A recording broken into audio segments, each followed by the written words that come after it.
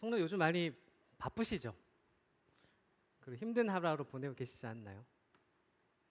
우리 오늘 하루도 굉장히 수고 많으셨는데 우리 옆에 있는 성도님들에게 오늘 수고하셨습니다라고 이렇게 인사 한마디씩 해주셨으면 좋겠습니다.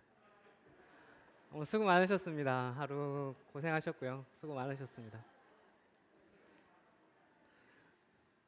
네, 교회 와서 성도님들하고 인사 잘 못 나누고 가신 분들도 계세요. 네, 그래서 같이 이렇게 서로 보면서 인사 나누시면 좋을 것 같습니다. 우리가 이 땅에 살아가는 동안 정말 저희는 매일매일 수고하면서 살아가는 그런 인생을 살아가고 있죠. 그 원인은 모두 다 아시는 것처럼 첫사람의 아담의 범죄함으로 인해서 이 수고가 저희한테 들어왔습니다. 우리 다 아시는 말씀이지만 잠깐 살펴보고 우리 말씀 이어가도록 하겠습니다. 창세기 3장 17절부터 19절 말씀 잠깐 살펴보겠습니다.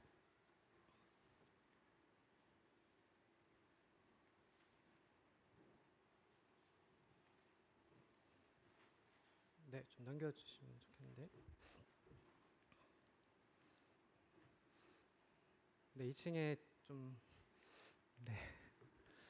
네, 성경책 다 펴셨죠? 그럼 한번 읽어보도록 하겠습니다. 창세기 3장 17절에서 19절 말씀입니다. 같이 읽겠습니다. 시작.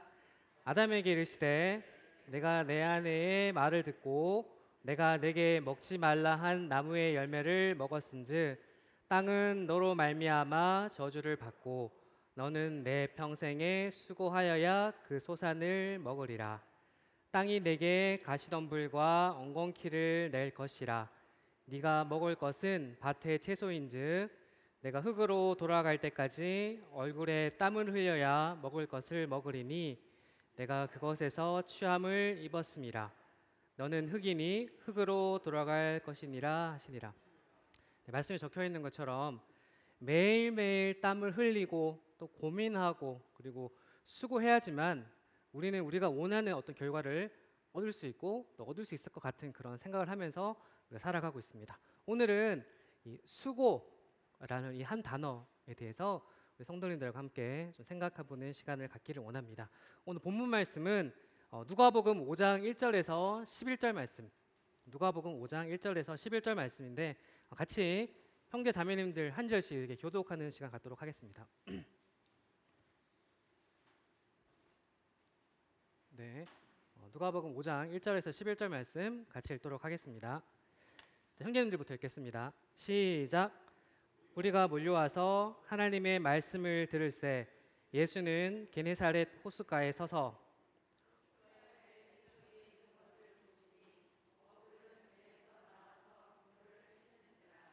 예수께서 한 배에 오르시니 그 배는 시몬의 배라. 육지에서 조금 떼기를 청하시고 앉으사 배에서 무리를 가르치시더니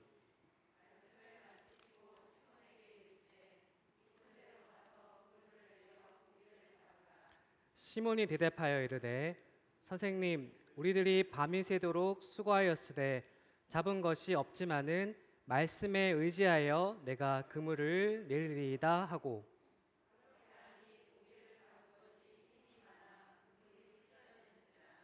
이에 다른 배에 있는 동무들에게 손짓하여 와서 도와달라 하니 그들이 와서 두 배의 채움에 잠기게 되었더라.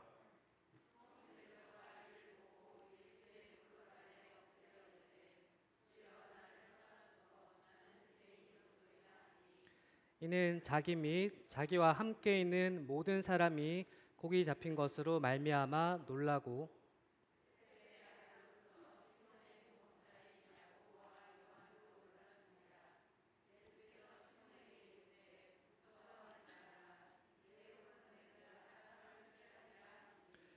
그들이 배들을 육지에 대고 모든 것을 버려두고 예수를 따르니라.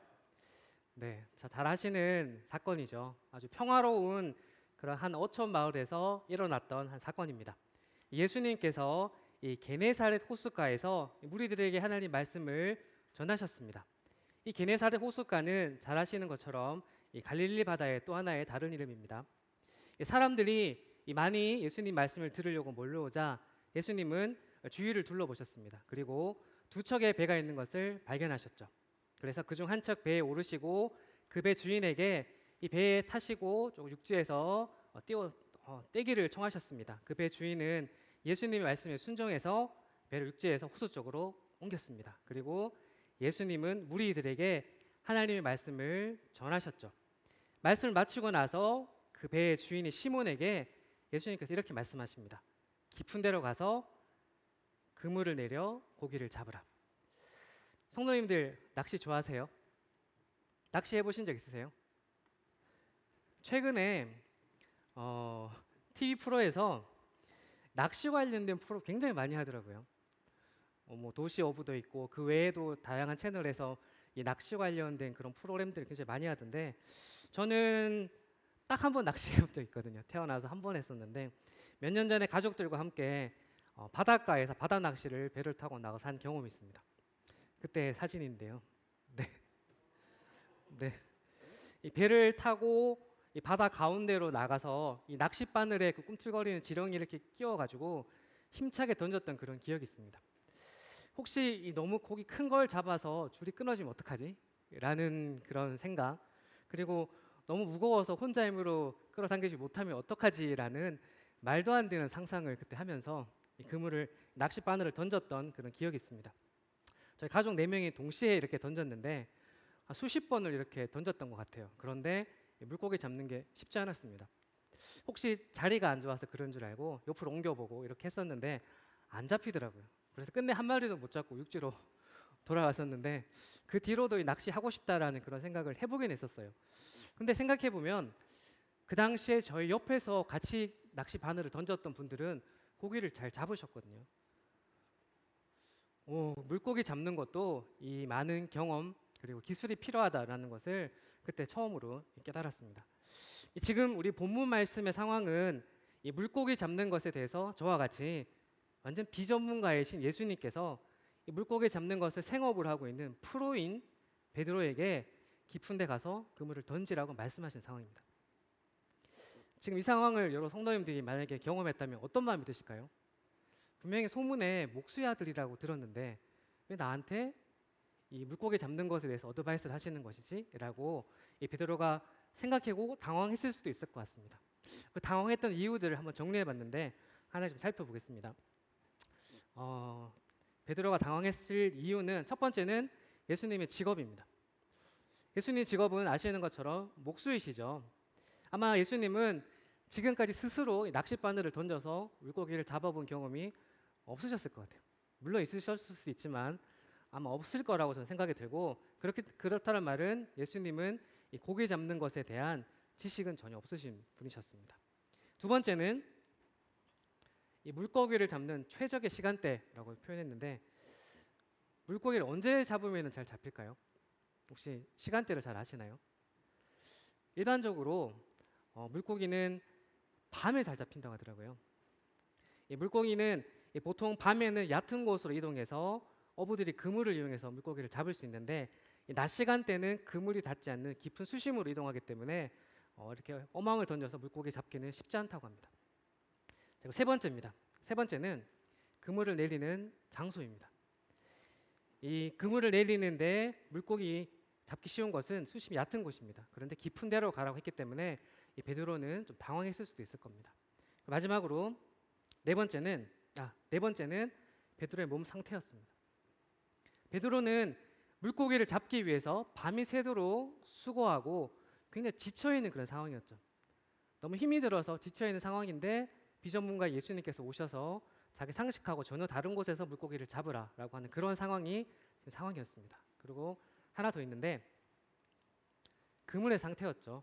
이 물고기를 다 잡지 못한 상황이었기 때문에 다음 작업을 하기 위해서 그 그물을 정리한 그런 상황이 지금 상태였습니다. 이 베드로는 밤새 던졌던 그물을 다 깃고 이제 좀 쉬고 싶어하는 그런 찰나에 예수님께서 오셔서 자기에게 현재 깊은 데로 가서 물고기를 그물을 던지라라고 하는 그런 말을 듣고 당황했겠지만은 그런데 베드로는 저희가 생각하는 것과 다른 반응을 했었습니다. 한번 그 반응을 살펴보도록 하겠습니다. 5절 말씀에 보면 시몬이 대답하여 이르되 선생님 우리들이 밤이 새도록 수고하였으되 잡은 것이 없지만은 말씀에 의지하여 내가 그물을 내리리이다. 이 베드로의 반응은 일반적인 우리 생각과는 전혀 다른 그런 반응을 보였었죠.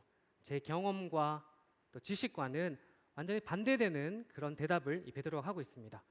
베드로는 비록 예수님의 명령이 자기 생각과는 달랐겠지만 베드로는 예수님 말씀에 순종했습니다. 이 5절 말씀은 현재 이 땅을 살아가고 있는 이 우리들의 모습을 그리고 우리의 인생을 너무나 잘 표현하고 있다라고 저는 생각이 듭니다. 우리들은 자신이 노력을 하면은 무엇이든지 성공할 수 있다고 생각하고 노력하는 삶을 저희가 살아가고 있죠. 그리고 그 성공을 위해서 하루하루 최선을 다하면서 자기의 모든 시간을 투자해서 노력하는 삶을 저희가 살아가고 있습니다. 물론 최선을 다하는 삶은 우리 그리스도인들이 그렇게 살아야 되는 건 마땅하지만 그 목적과 그리고 우리가 바라봐야 되는 그 중심은 분명히 우리가 잡아야 될 것입니다. 근데 중요한 것은 이 베드로의 고백처럼 우리는 아무리 노력을 해도 얻지 못하는 것이 있다라는 것을 우리가 항상 생각하고 살아가야 될 것입니다. 죽도록 일하고도 원하는 결과를 얻지 못할 때가 있음을 우리는 인정하는 그런 삶을 살아간다면 하나님이 주시는 큰 은혜를 우리가 경험할 수 있을 것입니다. 이 베드로가 물고기를 잡고 있던 이 생업을 하고 있던 이 갈릴리 바다에는 얼마나 많은 물고기들이 있을까요? 아마 지금보다도 더 환경이 좋고 깨끗한 그런 상황이었기 때문에 상상할 수 없을 정도로 많은 물고기들이 아마 그 호숫가에 바닷가에는 있었을 것입니다. 그런데 물고기를 잡는 것을 평생에 생업을 해오던 베드로가 밤이 새도록 수고했지만 한 마리도 잡지 못했습니다. 혹시 성도님도 이런 경험 해보신 적 있으신가요? 살아오면서 완벽하게 계획하고 또 내가 너무나 잘하는 것이고 그다음 정말 완벽한 지식이 있는 그런 상황으로 가지고 준비했었는데 원하는 결과를 얻지 못한 그런 경험들 혹시 해보신 적 있으신가요? 이 베드로는 고기 잡는 데는 분명한 전문가였습니다. 누구보다도 경험이 많았습니다. 그리고 이 갈릴리 바다의 상황을 너무나 잘 알았습니다. 그런데 그의 경험이 통하지 않았습니다. 그리고 그의 지식 또한 통하지 않았습니다. 이 베드로는 예수님께 뭐라고 했었나요? 밤이 새도록 수고하였다라고 대답했었죠. 이 베드로는 쉽게 포기하지 않는 끈질긴 그런 사람이었던 것 같습니다.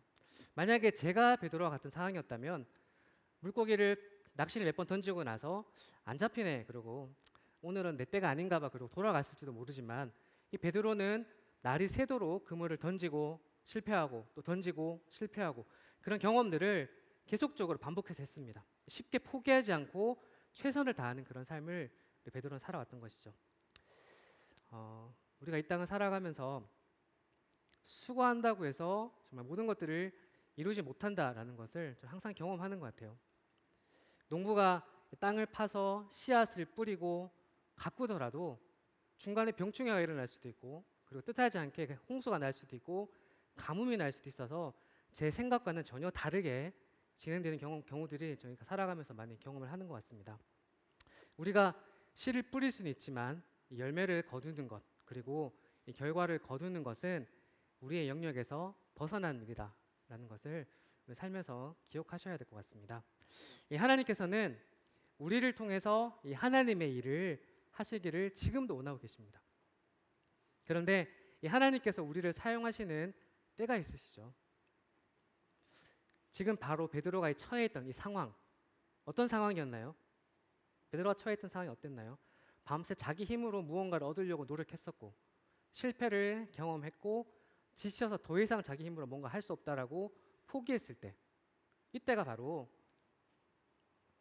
주님께서 일하시는 때라는 것을 우리는 경험해야 될 것 같습니다. 지금 베드로가 처한 이 상황이 하나님께서 우리를 사용하시기에 가장 좋은 때입니다. 베드로는 자신의 지식과 그리고 경험과 힘을 사용해서 밤새 그물을 던졌지만 자기 뜻대로 물고기가 잡히지 않아서 실망했었죠. 그리고 또 그물을 던지고 실망하고 이런 것들을 반복했습니다. 몸과 마음이 너무나 지쳐있던 그런 상황이었었죠. 이제 자기 힘으로는 더 이상 무언가를 기대할 수 없는 그런 순간이 바로 이 순간이었습니다. 근데 바로 이때가 바로 주님께서 일하시고 이때야 바로 주님께서 베드로를 사용하시는 때라는 것을 우리는 말씀을 통해서 알 수 있습니다. 주님께서 일하실 때는 그 결과가 어떠했나요? 베드로 스스로 노력하고 수고했을 때는 한 마리도 잡지 못했지만 베드로가 내어놓고 주님께 모든 것을 내어놓고 주님께서 일하실 때 그 결과는 어떠했는지 이어나 6절 말씀을 잠깐 살펴보겠습니다. 같이 한번 읽어보겠습니다. 시작. 그렇게 하니 고기를 잡은 것이 심이 많아 그물이 찢어지는지라. 이 말씀에서 우리가 주목해야 될 두 단어가 있습니다. 첫 번째는 심이 많아, 두 번째는 찢어지는지라. 예수님 말씀에 순종했더니 고기가 너무 많아서 이 그물이 찢어지는 경험을 이 베드로는 하게 됩니다. 이때 베드로 마음이 어땠을까요? 성도님이었다면 어떤 마음이셨을까요? 아, 괜히 던지라고 해서 손질 다 했는 그물이 찢어졌어 라고 예수님 원망할까요? 당연히 그렇지 않겠죠. 이 많은 고기를 잡게 해주신 예수님에 대해서 감사하는 마음이 있었을 것이고 또는 놀라는 그런 마음, 즉 예수님에 대한 경외하는 마음이 지금 베드로에게는 가득했을 것입니다. 베드로의 마음속에는 지금까지 경험해보지 못했던 새로운 것이 그 마음속에 아마 지금부터 자라기 시작했을 것입니다. 우리가 하나님 말씀에 순종하게 될 때 베드로가 물고기를 잡은 것처럼 분명히 열매를 맺게 됩니다. 이 베드로 입장에서는 불합리하고 부적합하다라고 생각하는 그런 상황에서 하나님의 능력이 나타나게 됩니다. 근데 우리가 주목하고 생각해야 될 점이 있습니다. 불합리하고 부적합하다라고 생각하는 것은 어디까지나 우리의 입장입니다. 지금 상황은 불합리해, 안 될 것 같아, 부적합한 것 같아, 부족한 것 같아 라고 생각하는 것들은 어디까지나 우리 인간의 생각이고 하나님 입장에서 봤을 때는 어떤 상황도 불합리하거나 부적합하지 않다. 하나님이 중요하게 생각하시는 것은 주변의 상황이 어떠한지 그리고 물고기가 있고 없는 것이 아니라 이 베드로의 마음 그리고 그 순종하는 태도였지 그 상황이 아니었습니다. 결국 하나님께서 행하시는 이 모든 일은 예수님의 능력과 그 능력을 받아들이는 사람의 믿음 그리고 순종에 의해서 결실을 맺게 된다라는 사실을 우리 다시 한번 기억할 수 있는 그런 말씀인 것 같습니다. 그런데 이 말씀에 베드로는 하나님의 말씀 순종했었습니다. 근데 우리가 살다 보면 이 마음이 안 움직일 때 있지 않나요? 하나님 분명히 나한테 뭐라고 말씀하시는데 이렇게 순종해, 이렇게 해야 돼라고 말씀하시지만 제 마음이 안 움직일 때가 있습니다. 분명히 말씀에서 말씀하시는데 내용을 알고 있는데 마음이 움직이지 않고 순종하기 어려울 때 혹시 경험해 보셨나요? 그럴 때 우리는 어떻게 해야 될까요? 우리 너무나 잘 알고 있는 한 명의 사람의 그 반응을 보면서 그럴 때는 우리가 어떻게 해야 될지 한번 살펴보도록 하겠습니다. 이 열왕기하 5장 1절 말씀입니다. 이번에 우리 교회학교 유초등부 본문 말씀입니다. 우리 주일학생들은 너무나 잘 아는 말씀인데 열왕기하 5장 1절 말씀을 우리 같이 한번 읽어보도록 하겠습니다. 시작. 아람 왕의 군대 장관 나아만은 그의 주인 앞에서 크고 존귀한 자니 이는 여호와께서 전에 그에게 아람을 구원하게 하셨습니다. 그는 큰 용사이나 나병 환자더라. 이 아람 왕의 군대 장관이었던 나아만은 성경 말씀에 있는 것처럼 이 나병 환자, 문둥병에 걸린 사람이었습니다. 이스라엘 땅에서 포로로 잡아온 그 한 소녀가 이 나만 장군의 이야기를 듣고 그에게 이스라엘의 선지자가 고쳐줄 수 있을 거다라는 그 말을 듣고 이 나만 장군은 그 선지자인 엘리사를 찾아서 이스라엘 땅으로 향하게 되죠. 땅을 가면서 이 나만은 어떤 생각을 했을까요? 정말 고쳐줄 수 있을까라는 그런 생각, 그리고 어떤 방식으로 자기를 고쳐줄지에 대해서 한번 생각했을지도 모릅니다. 아마 내가 거기 가면 엘리사가 하나님 이름을 크게 부르고 내 그 문둥병에 든 곳을 이렇게 어루만져 주면서 이렇게 뭐 주문을 외우고 이렇게 해주지 않을까 등등 자기 생각으로 수많은 생각을 하면서 그 길을 걸어갔을 것입니다. 우리 다음 말씀에 보면 이 나아만이 어떤 생각을 했는지 우리가 알 수 있습니다. 자, 열왕기하 5장 10절 11절 말씀을 다시 한번 같이 읽어보겠습니다. 시작. 엘리사가 사자를 그에게 보내 이르되 너는 가서 요단강에 몸을 7번 씻으라. 내 살이 회복되어 깨끗하리라 하는지라. 나아만이 노하여 물러가며 이르되 내 생각에는 그가 내게로 나와 서서 그의 하나님 여호와의 이름을 부르고 그의 손을 그 부위 위에 흔들어 나병을 고칠까 하였도다. 이 엘리사가 보낸 이 사자의 치료법을 들은 이후에 나만이 어떻게 반응했나요? 첫 번째 화를 냈습니다. 자기 생각과 달랐기 때문에 자기가 지금까지 오면서 생각했던 상상과 너무 달랐기 때문에 화를 내고 그리고 뒤돌아서서 자기 땅으로 돌아가려고 하죠. 나머지 뭐라고 했나요? 빨간 색깔 표시했는데 내 생각에는 나만 자기 생각에는 그가 내게로 와서 이렇게 서서 그 하나님의 이름 여호와 이름을 부르면서 그의 손을 문들면 이렇게 올려주고 조심스럽게 어루만져주면서 고쳐주겠지라고 생각했을 것 같습니다. 그런데 현실은 자기 생각과 달랐습니다. 이 하나님의 선지자라는 사람은 직접 나오지도 않고 종을 보내서 하는 얘기가 요단강에 가서 7번 몸을 씻으라라고 이렇게 명령을 했습니다. 자기 생각과 너무나 달랐기 때문에 이 나아만은 어떻게 했나요? 화를 내고 다시금 자기 나라로 발걸음을 돌렸습니다. 아무리 생각해도 엘리사의 치료 방법에 따르는 것은 자기의 상식에서 너무나 벗어난 내 생각과는 너무나 다른 이야기였기 때문에 이렇게 반응을 했었습니다. 그런데 다행히도 나아만에게는 자신의 병을 진심으로 걱정해주는 종들이 있었죠. 그 뒤에 13절 말씀을 보겠습니다.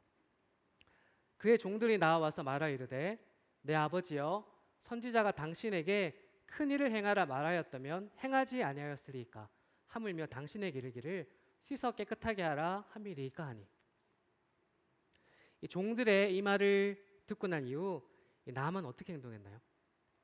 자기 생각과 너무나 달랐고 화가 나서 자기 나라로 돌아가고 있었지만 마음이 움직이지 않았지만 그래도 따랐습니다.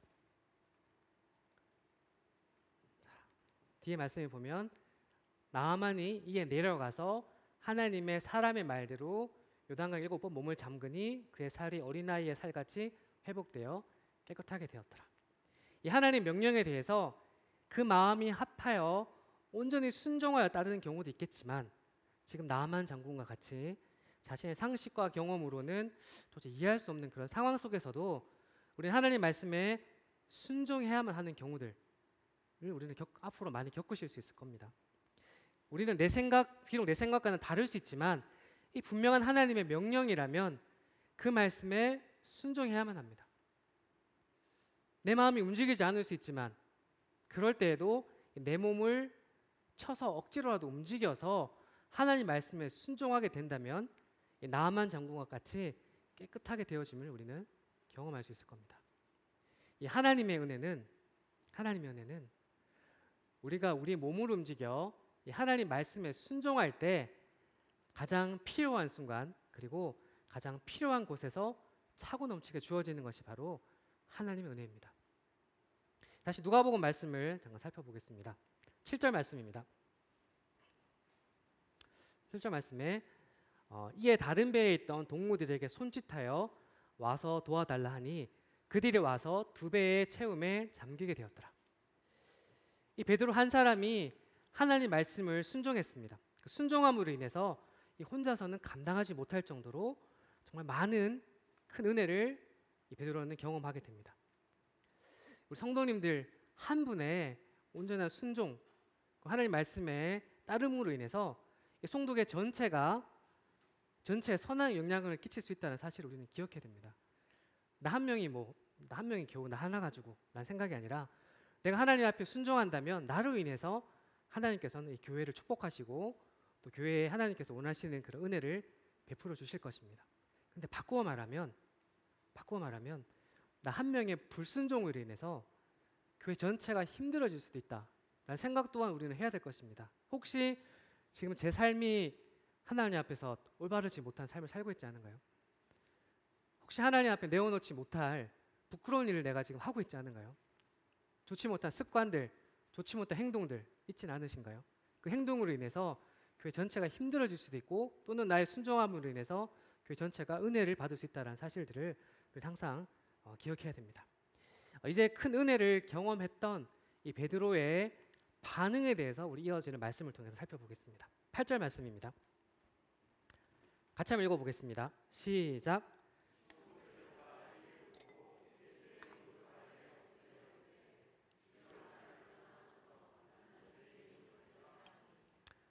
베드로는 어떻게 했나요?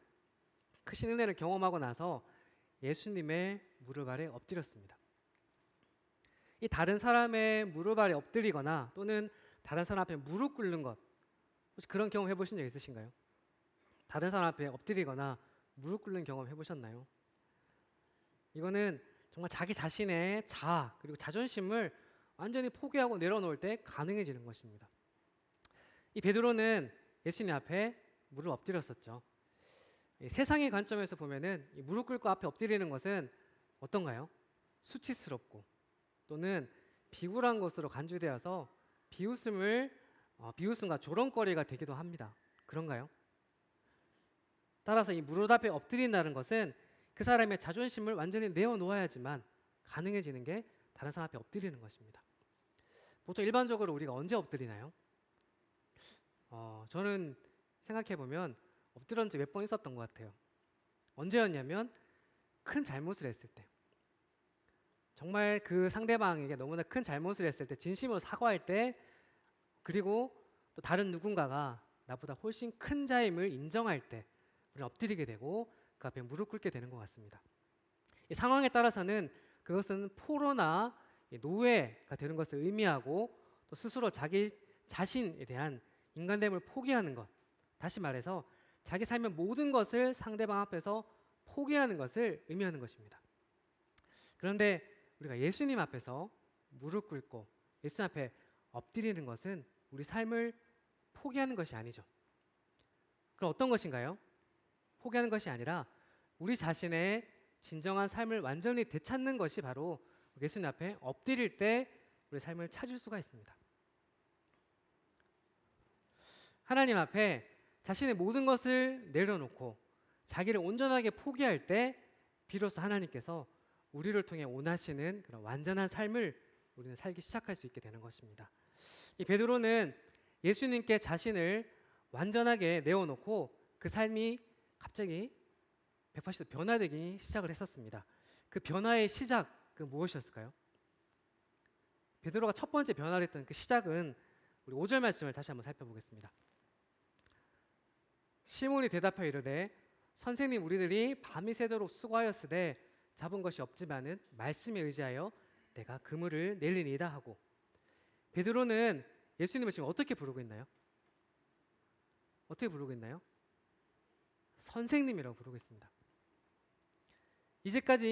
지금까지의 베드로의 마음속에는 예수님은 그저 좋은 말씀을 전해주고 은혜로운 말씀을 전해주는 정말 선생님과 같은 그런 존재에 불과했습니다.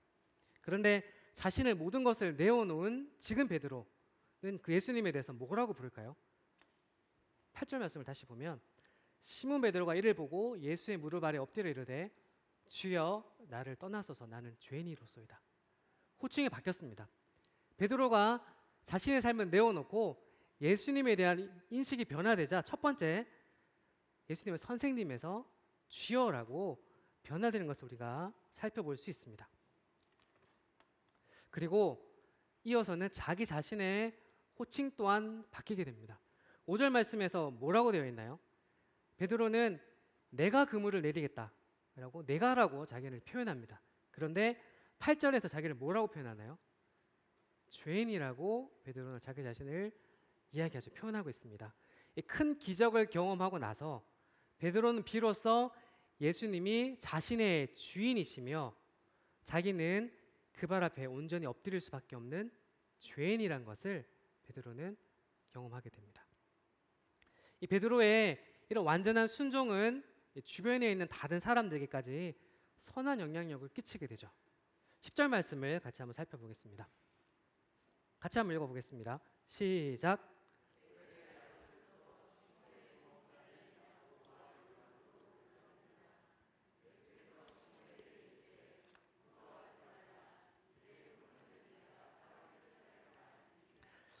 시몬의 동업자 두 명이 소개되죠. 누군가요?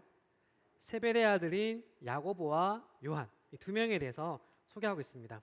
이 베드로와 깊은 관계를 맺고 있던 교제 관계에 있던 이 두 명도 예수님 행하심을 보고 크게 놀랍니다. 그때 예수님께서 베드로에게 뭐라고 말씀하셨나요? 무서워하지 말라라고 말씀해 주시죠.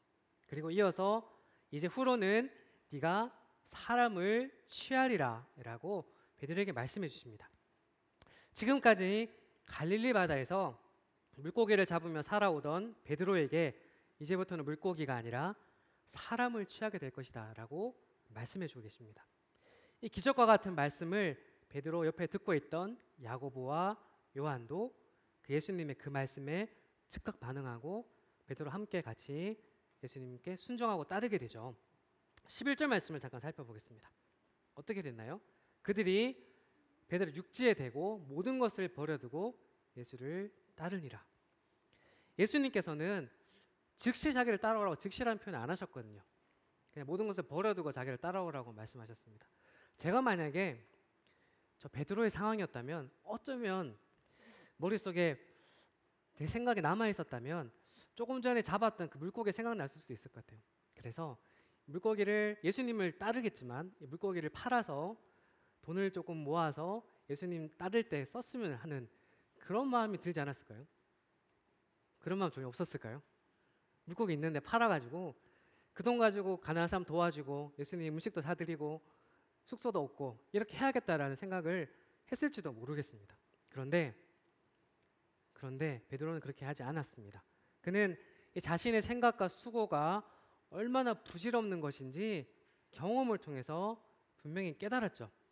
이제 자기가 살아가야 하는 가장 합당한 모습, 그리고 내 생각과 경험을 바탕으로 무언가를 스스로 대비하고 무언가를 준비하는 그런 자신의 모습이 아니라 예수님 말씀에 즉각적으로 순종하는 그런 것이 가장 올바른 삶이다라는 것을 베드로는 깨달았습니다. 그래서 모든 것을 버려두고 예수님을 따르게 되었습니다. 깨달았겠죠. 내가 뭔가를 대비하지 않더라도 그물을 던졌을 때 나에게 풍족하게 주셨던 그 예수님께서 그 말씀에 순종해 따라간다면 또 다른 곳으로 나에게 풍족하게 채워주실 것이다 라는 기대를 가지고 모든 것을 버려두고 더 값진 것을 찾아서 베드로는 예수님을 따라 나섰습니다. 빌립보서 4장 13절 말씀을 잠깐 살펴보겠습니다. 같이 한번 읽어볼까요? 시작.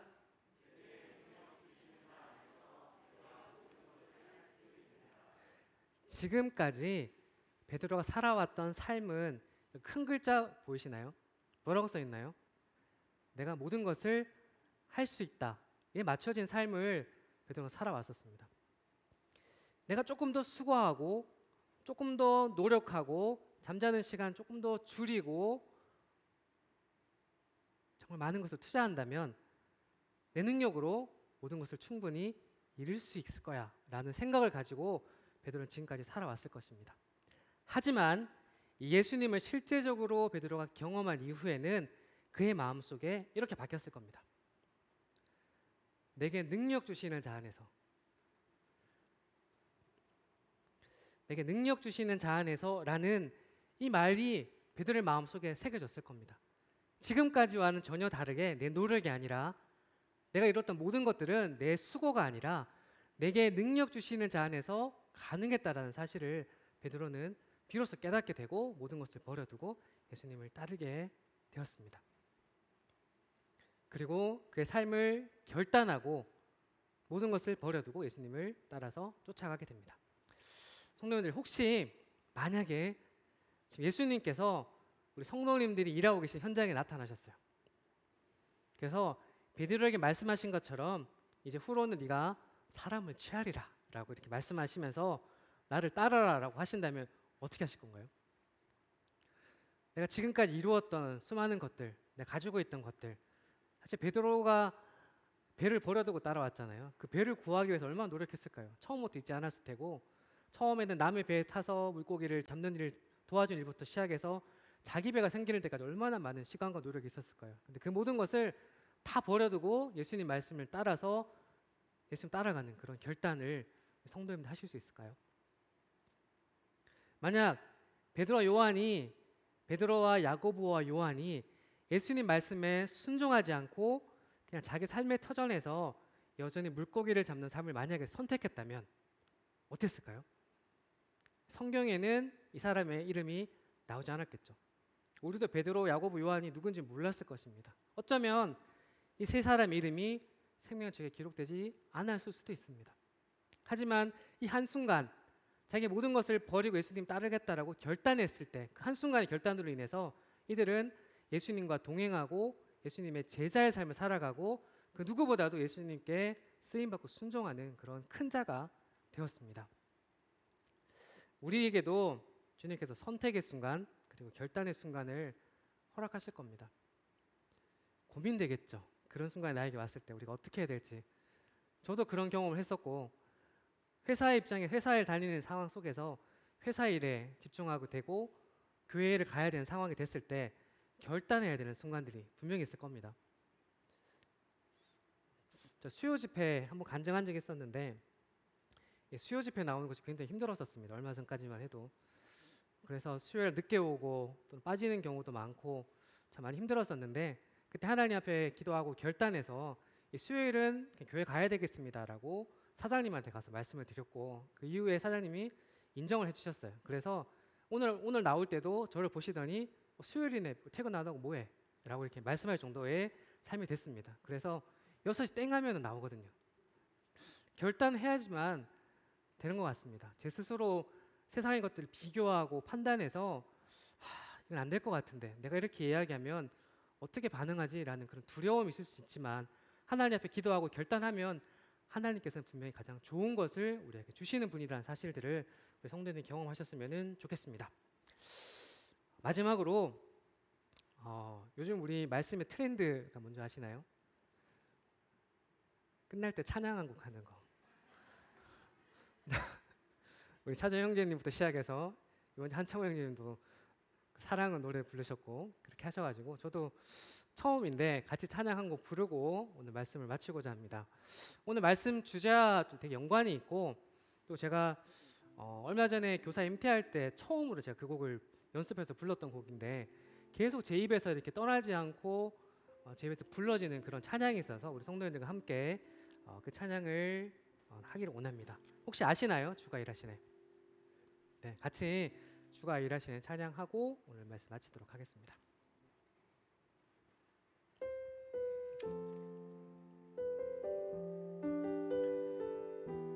지금 이 베드로가 처했던 그런 상황들 가사에 다 담겨 있기 때문에 우리 성도님들 가사 한번 생각하시면서 같이 한번 불러보셨으면 좋겠습니다. 날이 저물어 갈 때 빈들에서 거릴 때 그때가 하나님의 때 내 힘으로 안 될 때 빈손으로 거릴 때 내가 고백해 여호와 이래 날이 저물어 갈 때 날이 저물어 갈 때 빈들에서 거릴 때 그때가 하나님의 때 내 힘으로 안 될 때 빈손으로 거릴 때 내가 고백해 여호와 이래 주가 일하시네 주가 일하시네 주께 아끼지 않는 자에게 주가 일하시네 주가 일하시네 신뢰하며 걷는 자에게 우리 모인 이곳에 주님 함께 계시네 누리네 아버지 은혜 적은 떡과 물고기 내 모든 걸 드릴 때 모두 고백해 여호와 이래 주가 일하시네 주가 일하시네 주께 아끼지 않는 자에게 주가 일하시네 주가 일하시네 신뢰하며 걷는 자에게 주가 일하시네 주가 일하시네 주가 일하시네 주께 아끼지 않는 자에게 주가 일하시네 주가 일하시네 신뢰하며 걷는 자에게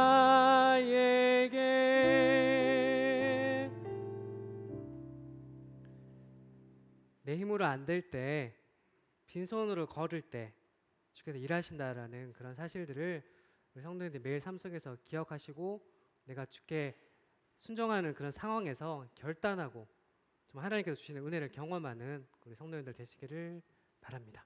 이상 말씀 마치겠습니다. 감사합니다.